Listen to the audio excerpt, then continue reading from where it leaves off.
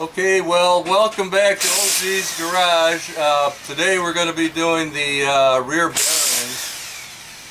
rear bearings on this 2006 Chevy Trailblazer. And I have a little help today. My daughter's here and she's removing the rear tires. We just got through jacking it up and put the jack stands under there. So I haven't done any bearing changes on these on this Trailblazer before, so we're going to kind of be doing this together and learning and making our mistakes. So here we go. And I did a little road test on this thing, and I got this big roar in the back, so it kind of is telltale when you do that. If you hear this big roar in the back, like like a jet plane or a train, you can rest assured that, and especially if you have high miles on your vehicle,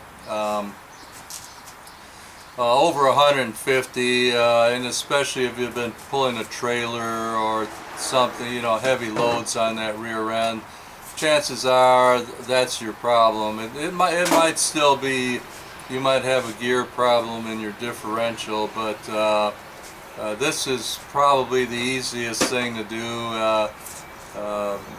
Usually if you got high miles, that's usually the problem. But if you're looking for expert opinions, go ahead and do it and get your opinions. But I'm pretty sure that this is our problem, so we're going to go ahead and do that.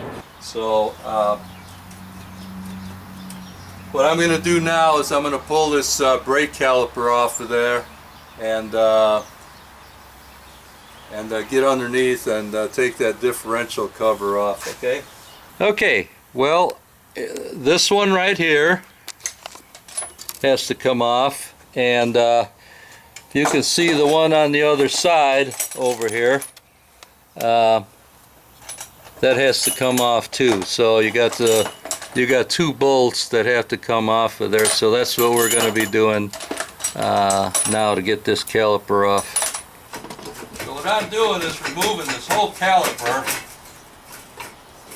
and you can just let it stick in the back here, out of the way, and don't let it hang out by the brake line. Stick it in there, or get yourself some bungee cords or something to support that caliper. Once you get that brake caliper off, you'll be able to pull this rotor off here.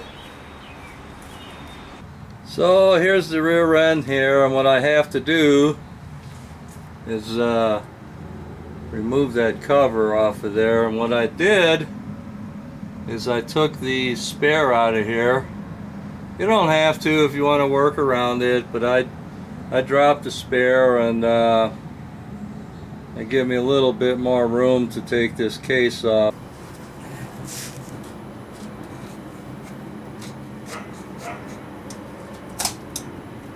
And there she goes.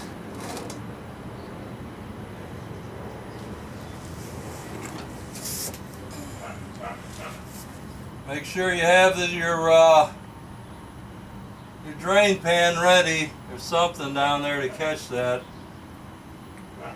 Otherwise you're going to have a real mess on your hands.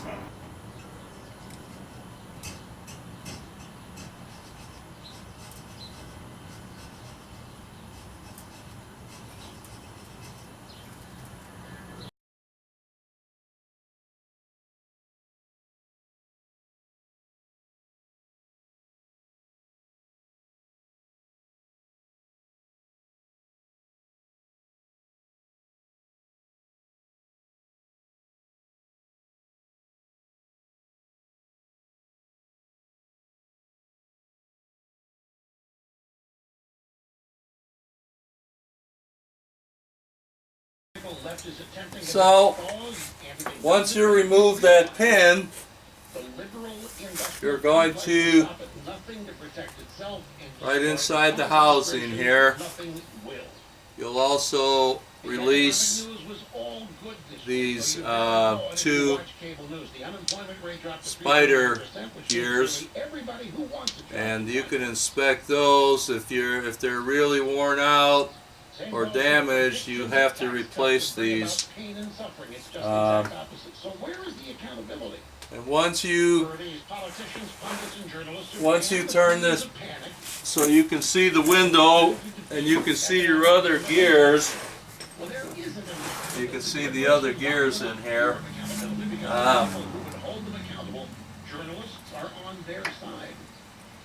These are the two other spider gears that go in there, and what you have to do, push in your axle, and you're going to have to remove these little clips that are holding these gears in here. Okay? And so it comes right, they're right in here. You can see this. You'll have to push your axle in and get yourself a magnet, and or sometimes they'll just pull out. You know, magnet's the easiest way, and just pull that out. Now, don't forget you have one on the other side, and you have to do the same thing. You have two gears, and these slide out, so let's see what we can do with this thing here and pull that axle out. You'll have to take that pin out of there anyway, so that clip, in order to push this axle out. So there you go. Let's go ahead and do that. And your pin runs this way. You'll have to turn your drive shaft in order to see this window. Okay. So okay. Well, once you get that little clip out of there, you're going to be able to come out here. Sometimes these axles come out easy, and then sometimes you got to use the persuader, you know. Firearms store focuses on customer needs, whether they're an expert or new to shooting. That's why people are talking about Shoot Point Blank. I was impressed with their employees the moment I walked through the door. ShootPointBlank.com. Do you know that your sump pump is the heart of your basement waterproofing system? Unfortunately, sump pumps are mechanical devices that will fail. It's not a big deal, they win. Turn to those battery backup systems that for this morning. Well, check your axle here. Make sure you're not all burned up and you don't have major burrs on this thing or tons of grooves. You want to kind of have that relatively smooth. I mean, you might have a couple of little imperfections here, but nothing major. So if you have something major going on here on this, you might want to consider replacing it, but I wouldn't worry about it too much unless it's really bad. My puller all set up here, and the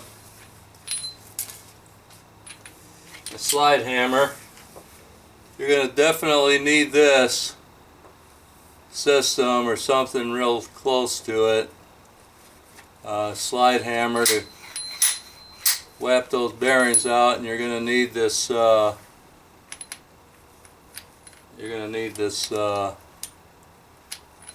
unit here. You could slide that in there and whap them bearings out of there. Keep in mind that if you have ABS system in your car, I don't know if you can see this way in the back there. See that that ring back there? That's your ABS sensor, and that works off of this this little unit back here. And don't, when you put your puller on there, make sure you don't go way back in there and try and catch this ABS system. Make sure that your puller opens up on this side of that unit there. Okay, so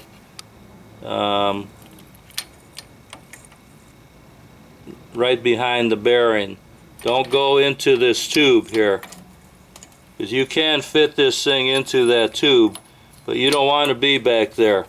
Okay, you want to be up here in front of that, and then pull your bearing out from there, and hopefully we'll be able to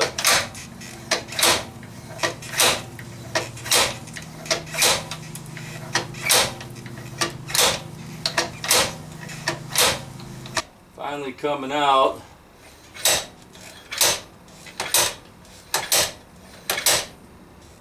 You're yeah, be prepared for a job, buddy, unless for some reason those bearings are really worn out in there. But yeah, they're not easy to get out. Get your brother-in-law over and let him do some sliding on here for you. Oh, there it comes. Well,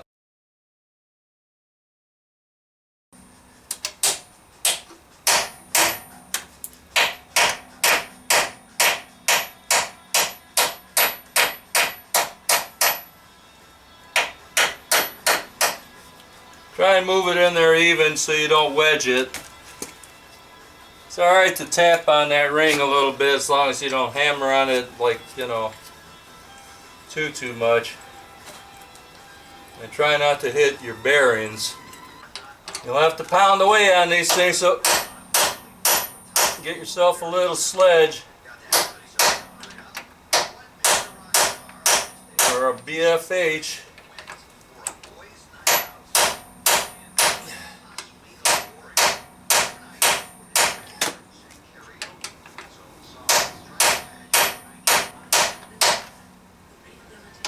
Yeah, that's pretty much it.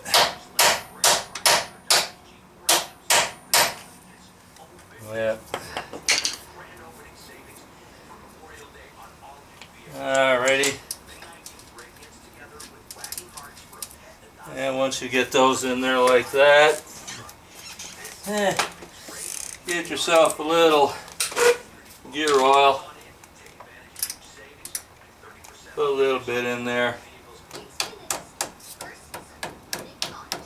Yeah, tap it around, kind of flush. Don't. It's only made of real thin metal, so don't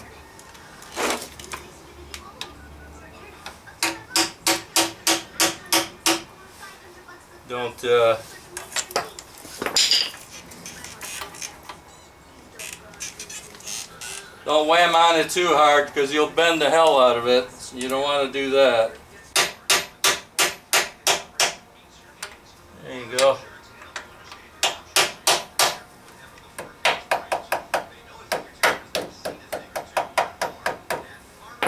There you go. Fine. You're pretty good. Let me go ahead and throw this back in. And be careful, don't damage your seal when you do this.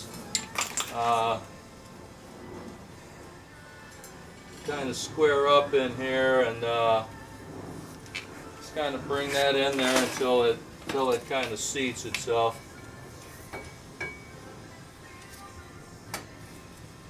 And you're going to have to find the other end with this thing, so you're going to have to lift it and drop it until you find a hole on the other side. Featuring the area's biggest selection of Ford trucks, including F-150s through F-450 Power Stroke Diesel Super Duties, Transit and Transit Connect cargo vans, strip chassis, Why don't you get it in there? business, E-Series cutaway vans, up to F-650 through F-750. You go ahead and push your axle. We have the most experienced, knowledgeable truck experts to get you the right truck, always at the right Pull. price. From small business to major corporate. There you go. And then you lock that back inside the that gear, and that'll lock that axle in.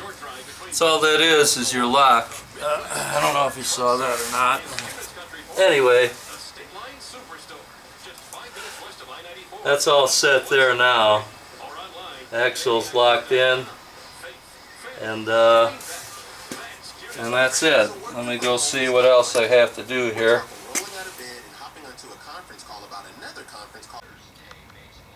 Okay, so we're looking right now inside the differential. Got everything back in, got the locks back into the locks in there, and then I push the axle back to seat those locks in the gear, and I'm ready to put the other two spider gears. Now, see, obviously you're not going to fit these in here like that. They're just not going to fit. So the trick is, just put the gear on here, mesh it, rotate your axle, see, and that'll bring that right up in there. Okay, just make sure. There you go. And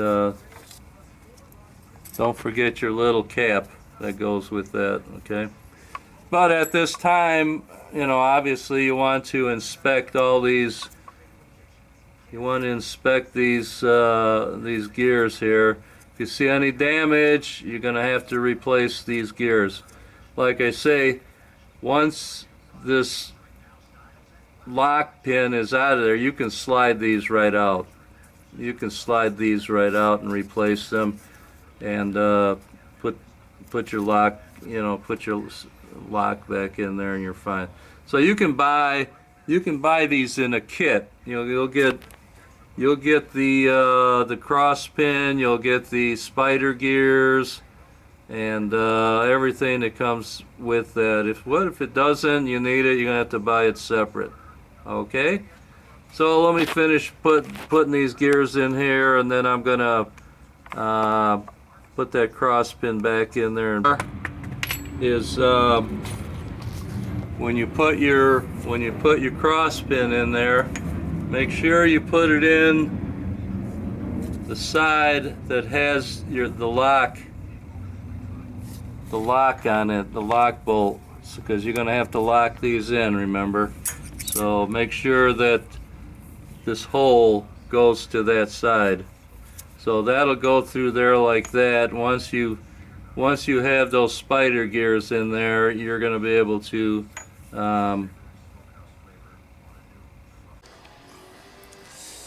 okay, before I install these this cross pin and these spider gears back in there, I just want to show you that if these are damaged, check them real well, both of them, and check all the gears that are in there.